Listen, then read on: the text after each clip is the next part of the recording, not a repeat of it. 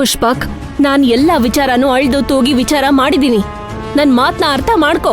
ಇನ್ನು ಏನೇನ್ ಕಳ್ಕೊಳ್ಳೋದಕ್ಕೆ ನಿಮ್ ಮಾತನ್ನ ಕೇಳ್ಬೇಕ್ರಿ? ಏನಕ್ಕೆ ಕೇಳ್ಬೇಕು? ನಿಮಗ್ ತಾಯಿ ಸ್ಥಾನ ಕೊಟ್ಟಿದ್ದೆ, ಆದ್ರೆ ಅದು ತಪ್ಪು ಅಂತ ಈಗ ಗೊತ್ತಾಗ್ತಿದೆ.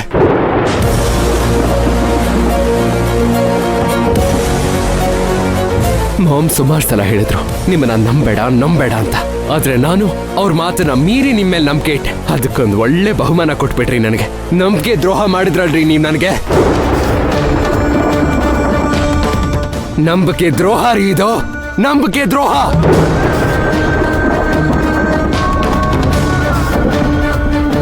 ನೋಡು ಪುಷ್ಪಕ್, ನೀನು ನಾನು 1000 ಅನ್ಕೊಂಡ್ರು ಅದೇ ಸತ್ಯ. ಆ ಸತ್ಯ ಗೊತ್ತಿಲ್ದೆ ನೀನ್ ವಿಚಾರದಲ್ಲಿ ತಲೆ ಹಾಕಿ ನಾನು ತಪ್ಪು ಮಾಡ್ಬಿಟ್ಟೆ. ಸತ್ಯ ಗೊತ್ತಾದ್ಮೇಲೆ ಅದೇ ತಪ್ಪು ಮಾಡಿದ್ರೆ ತಾಯಿನೇ ತನ್ನ ಮಗುಗೆ ವಿಷ ಹಾಕ್ದಂಗೆ. ಮಾತಾಡ್ಬೇಡ್ರಿ ನೀವು. ಏನ್ರಿ ಸತ್ಯ ಅಂತ ಇದ್ದೀರಾ? ಧ್ರುವ ಮೈನಾ ಇಷ್ಟ ಪಡ್ತಾ ಇದ್ದಾರೆ ಅನ್ನೋದನ್ನ ನಾನ್ ನಂಬೇಕಾ? ಸಾಧ್ಯನೇ ಇಲ್ಲ. ಧ್ರುವನ್ ಬಗ್ಗೆ ನಿಮಗೇನ್ರಿ ಗೊತ್ತು?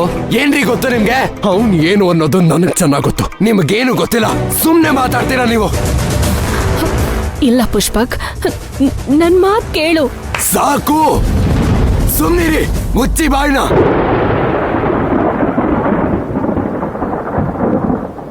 ನೋಡಿ, ಇನ್ನು ಮುಂದೆ ನನ್ನ ಪ್ರೀತಿ ವಿಚಾರದಲ್ಲಿ ನೀವು ತಲೆ ಹಾಕೋ ಹಾಗಿಲ್ಲ. ಇಷ್ಟು ಹೇಳಾದ್ಮೇಲೂ ನೀವೇನಾದ್ರೂ ತಲೆ ಹಾಕಿದ್ರೆ ನಾನು ಇನ್ನೊಂದು ಮುಖ ನೋಡ್ಬೇಕಾಗತ್ತೆ.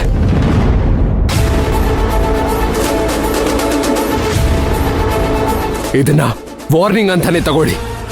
ಯಾವುದಕ್ಕೂ ತಲೆ ಹಾಕ್ಬೇಡಿ.